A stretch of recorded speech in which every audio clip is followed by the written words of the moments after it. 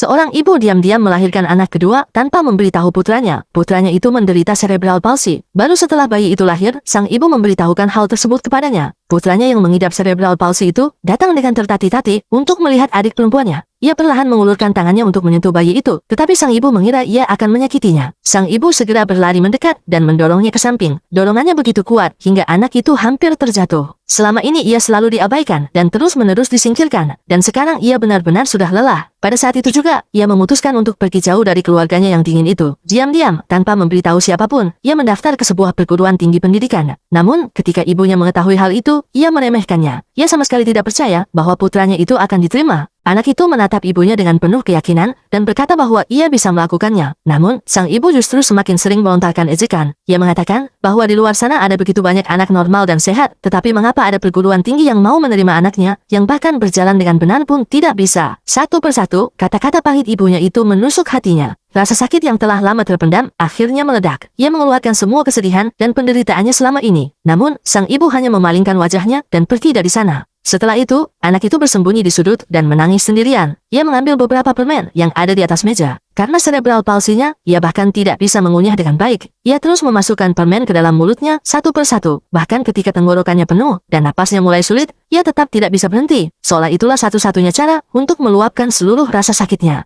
Tepat pada saat itu, neneknya datang ke sana. Ia melihat semua itu dan panik, lalu berlari menghampirinya. Ia mencoba mengeluarkan permen tersebut dari mulutnya, tetapi anak itu menolak untuk membuka mulut. Tak lama kemudian, ia jatuh pingsan. Dalam keadaan samar, ia teringat dirinya saat masih kecil. Saat itu ia sangat menyukai koper lama milik ayahnya, tempat ia sering bersembunyi. Waktu itu, ia bersembunyi di dalamnya dan tertidur di sana. Orang tuanya mencarinya kemana-mana, tetapi tidak menemukannya. Pada saat itulah, tanpa sengaja, ia mendengar percakapan orang tuanya.